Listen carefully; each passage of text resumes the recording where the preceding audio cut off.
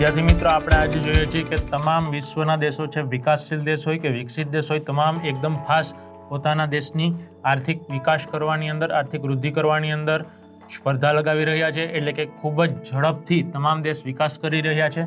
એની અંદર આપણે જોઈએ છીએ કે હાલની જે પેઢી છે એ ખનિજ તત્વો હોય કે કુદરતી કોઈ પણ વસ્તુ હોય તેમનો બેફામ ઉપયોગ કરી રહ્યા છે। તો જેના લીધે આપણે કહી શકીએ કે આવનારા દિવસોની અંદર અત્યારે જે પેઢી ઉપયોગ કરે છે એ વસ્તુ કદાચ આવનારી પેઢી માટે ઉપલબ્ધ ન પણ થઈ શકે। તો આ માટે આપણે કહી શકીએ કે ટકાઉ વિકાસ ખૂબ જ જરૂરી છે। તો આજે આપણે જોશું ટોપિક ટકાઉ વિકાસ, જેને આપણે કહી શકીએ સમપોષિત વિકાસ। તો આ સુપોષિત વિકાસ છે એ ટકાઉ વિકાસ એટલે ભાવિ પેઢી, જે આવનારી પેઢી છે, ભાવિ પેઢી એમના માટે જરૂરિયાતો પૂરી પાડવાની ક્ષમતા ને નુકસાન પહોંચાડ્યા વગર વર્તમાન પેઢી છે તેની જરૂરિયાતો સંતોષે એને કહેવામાં આવે છે ટકાઉ વિકાસ। એટલે કે પર્યાવરણ મિત્ર તરીકે કોઈ પણ ઉદ્યોગ હોય, કૃષિ હોય કે સેવા વિભાગ હોય, તમામને શું કરવું પડે? પર્યાવરણના મિત્ર તરીકે કાર્ય કરવાનું છે। હાલની પેઢી છે એની જરૂરિયાતો પૂરી કરવાની છે, પણ આવનારી પેઢી માટે પણ એ વસ્તુ આવશ્યકતા પ્રમાણે ઉપલબ્ધ થાય એ રીતે એનો ઉપયોગ કરવાનો છે। તો ટકાઉ વિકાસ કરવા માટે તમામ દેશ, વિકાસશીલ દેશ હોય કે વિકસિત દેશ, એમને પર્યાવરણના મિત્ર તરીકે કાર્ય કરવું પડશે અને જેટલી જરૂરિયાત છે એટલું જ ખનિજ તત્વો હોય, પાણી હોય, હવા હોય, તમામ વસ્તુનો ઉપયોગ એ શુદ્ધ રીતે કરશે તો જ એ પર્યાવરણને બચાવી શકશે। આમ આપણે કહી શકીએ કે પ્રાકૃતિક સાધનોનું સંરક્ષણ અને સંવર્ધન કરવા માટે આપણે અમુક પગલાં લેવા જોઈએ, જે ફરીથી ઉપયોગમાં લઈ શકાય છે એ વસ્તુને શુદ્ધ કરી અને ફરીથી ઉપયોગમાં લેવું જોઈએ। દાખલા તરીકે ખેડાણ લાયક જમીન હોય, જંગલો હોય, ઘણી બધી વસ્તુઓ છે જેનો આપણે ફરીથી ઉપયોગ કરી શકીએ છીએ। તો આવી રીતે એનો ફરી ઉપયોગ કરવો જોઈએ। જે ફરી ઉપયોગ નથી થઈ શકતો એવા ખનિજ તત્વો, પેટ્રોલિયમ, એ બધાનો, પાણી, અમુક વસ્તુનો ઉપયોગ આપણે છે એ ખૂબ જ કાળજીપૂર્વક અને સાવચેતીપૂર્વક, કરકસરતાપૂર્વક કરવો જોઈએ। તો આવી રીતે આપણે જોઈએ તો ઉદ્યોગો પણ એવી જગ્યાએ નાખવા જોઈએ જ્યાં વાહન વ્યવહાર છે એ ઓછો ઉપયોગ થાય અને વધુ પ્રમાણમાં આપણને કાચો માલ આજુબાજુના વિસ્તારમાંથી પ્રાપ્ત થઈ શકે, જેથી કરીને આપણે પેટ્રોકેમિકલ્સને બચાવી શકશું। આમ આવી રીતે આપણે ઘણા બધા પ્રયત્નો દ્વારા પ્રાકૃતિક સાધનો છે એનો મહત્તમ ઉપયોગ કરી અને હાલની પેઢી છે એનો વર્તમાન તો આપણે બધી જ માંગોને પૂરી કરી શકશું, પણ આવનારી પેઢી છે એના માટે પણ આપણે માંગોને પૂરી કરવામાં આવશ્યકતા જે હશે એ પૂરી કરી શકશું। તો અહીંયા આપણે વાત કરીએ છીએ વિકાસ, અને એ પણ કેવો? તો કે ટકાઉ વિકાસ એટલે કે સુપોષિત વિકાસ, જે આવનારી પેઢીને કંઈક બચાવીને રાખે તેમના માટે એવો વિકાસ। પર્યાવરણની વાત કરીએ છીએ ત્યારે પર્યાવરણની સુરક્ષા માટે સ્વીડનના સ્ટોકહોમ શહેરમાં ઈસવીસન 1972માં પ્રથમ વખત પૃથ્વી પરિષદનું આયોજન કરવામાં આવ્યું હતું। એટલે કે હાલની પરિસ્થિતિમાં જુઓ તો ગ્લોબલ વોર્મિંગની અસર ખૂબ જ મોટા પ્રમાણમાં જોવા મળે છે અને આખા વિશ્વની અંદર પર્યાવરણને કઈ રીતે બચાવી શકાય, વાયુ પ્રદૂષણ, ધ્વનિ પ્રદૂષણ, જળ પ્રદૂષણ, જમીન પ્રદૂષણ, આ બધા મોટા મોટા અત્યારે પ્રશ્નો થઈ ગયા છે કે જેમાંથી આપણે આખા વિશ્વને કઈ રીતે બચાવી શકીએ એના માટે તમામ દેશો ભેગા થયા હતા।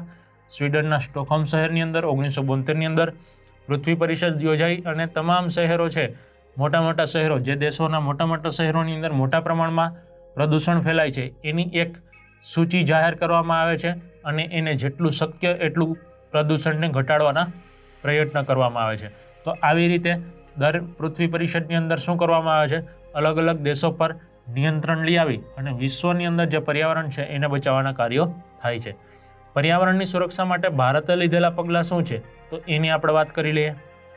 ભારત દેશ છે એ ખૂબ જ ઝડપથી પોતાનો આર્થિક વિકાસ સાધવા માટે કૃષિ પ્રધાન દેશમાંથી ધીમે ધીમે આવ્યા ઉદ્યોગો તરફ વળ્યો છે। એટલે કે કૃષિ તો અત્યારે ભારતનું મુખ્ય અર્થતંત્રનું વિકાસનું એક પાસું ગણી જ શકાય, પણ હવે ભારત દેશ છે એની પણ અંદર ઉદ્યોગો સ્થાપિત થવા લાગ્યા છે, મોટા પાયાના ઉદ્યોગો। તો ભારત દેશ છે એને કૃષિ અને ઉદ્યોગ અને સેવા, આ ત્રણેય વિભાગોમાંથી કઈ રીતે પર્યાવરણને બચાવવાના પગલાં લીધા છે એને જોઈએ। દેશના શહેરોને પ્રદૂષણની માહિતી પ્રસિદ્ધ કરવામાં આવે છે। આખા દેશની અંદર જે મેગા સિટી છે કે મેટ્રો સિટી છે એના તમામની પ્રદૂષણની સૂચિ જાહેર કરવામાં આવે છે। ગંદુ પાણી હોય કે હવાનું પ્રદૂષણ હોય, ધ્વનિનું પ્રદૂષણ હોય, તો એ તમામ સૂચિ જાહેર કરી અને એની ઉપર નિયંત્રણ લેવાના પગલાં એ છે ભારત સરકાર દ્વારા લેવામાં આવે છે। આમ કેન્દ્ર અને રાજ્ય સરકારોએ પ્રદૂષણ નિયંત્રણ બોર્ડની સ્થાપના કરી છે। કેન્દ્ર સરકાર છે એના દ્વારા પણ અમુક જે ઉદ્યોગો છે જે વધુ પ્રમાણમાં પ્રદૂષણ ફેલાવે છે તો એના ઉપર કાર્યવાહી કરી અને એને સીલ મારી અને બંધ કરી દેવામાં આવે છે. અમુક ઉદ્યોગો છે જ્યારે એને પરમિશન આપવામાં આવે છે ત્યારે જ એને અમુક ટર્મ્સ એન્ડ કન્ડિશન એટલે કે અમુક નિયંત્રણો દ્વારા જ એને પરમિશન આપવામાં આવે છે. અમુક માત્રાથી વધુ એ પ્રદૂષણ કરી શકે નહીં. અને જે પ્રદૂષણની માત્રા હોય છે એની સામે પણ એને વૃક્ષો વાવવાના, એનું જતન કરવાનું, આવી અમુક શરતોને આધીન એને મંજૂરી આપવામાં આવે છે. તેમજ રાજ્ય સરકાર છે એ પણ આ જ રીતે તમામ ઉદ્યોગો ઉપર દેખરેખ રાખે છે, નિયંત્રણ રાખે છે અને શક્ય એટલું પ્રદૂષણની માત્રા ઓછી થાય એવા પ્રયત્નો કરતી હોય છે. આમ વિશ્વભરની અંદર જો વાત કરવામાં આવે તો વિશ્વભરમાં 5 જૂનના દિવસે પર્યાવરણ દિન તરીકે જાહેર કરવામાં આવ્યો છે. એટલે કે આપણે એને પર્યાવરણ દિવસ તરીકે ઉજવીએ છીએ. ચોમાસાની આ સિઝનની અંદર મોટા પ્રમાણમાં વૃક્ષારોપણ કરવામાં આવે છે અને લોકોને જાગૃત કરી અને પર્યાવરણને બચાવવાનો સંદેશ આપવામાં આવે છે. તો 5મી જૂન એટલે કે વિશ્વ પર્યાવરણ દિવસ. એવી જ રીતે ઈસવીસન 1981ની વાત કરવામાં આવે તો ભારત દેશની અંદર ઈસવીસન 1981ની અંદર ભારત સરકારે વાયુ પ્રદૂષણ નિયંત્રણ ધારો પસાર કર્યો છે. અમુક માત્રાથી વધુ પ્રમાણમાં પ્રદૂષણ વાયુનું થવું જોઈએ નહીં. વાહનો માટે પણ એક કાયદા PUC સેન્ટર ઉપર જઈ અને પોતાના વાહનની અંદરથી જે કાર્બન ડાયોક્સાઇડ ધુવાળો નીકળે છે એનું અંદર પણ એક નિયંત્રણથી વધુ, એક માપથી વધુ પ્રદૂષણ ફેલાવતું હોય તો એ વાહનને ડિટેન કરી અને એને દંડ કરવામાં આવે છે. આવા કાયદાઓ ભારત સરકાર દ્વારા લીધેલા છે. તો આપણે કહી શકીએ કે ભારત સરકાર છે એના દ્વારા પર્યાવરણની સુરક્ષા માટે ઘણા બધા સારા પગલાં લેવામાં આવ્યા છે. એનું કડકાઈથી અને સખ્તાઈથી જો અમલ થાય તો ભારત દેશની મોટાભાગની જે પ્રદૂષણની સમસ્યા છે એને આપણે ઓછી કરી શકીએ. વાતાવરણમાં ઓઝોન વાયુનું સ્તરનું ગાબડું, પરમાણુ કચરાનો નિકાલ, જૈવિક વિવિધતાની જાળવણી વગેરે વૈશ્વિક સમજૂતીઓનું પાલન ભારત દેશ છે એ કરી રહ્યું છે. આપણે જાણીએ છીએ કે ગ્લોબલ વોર્મિંગની અસરને લીધે ઓઝોન વાયુનું જે સ્તર છે અવકાશની અંદર એની અંદર ગાબડું પડવા લાગ્યું છે.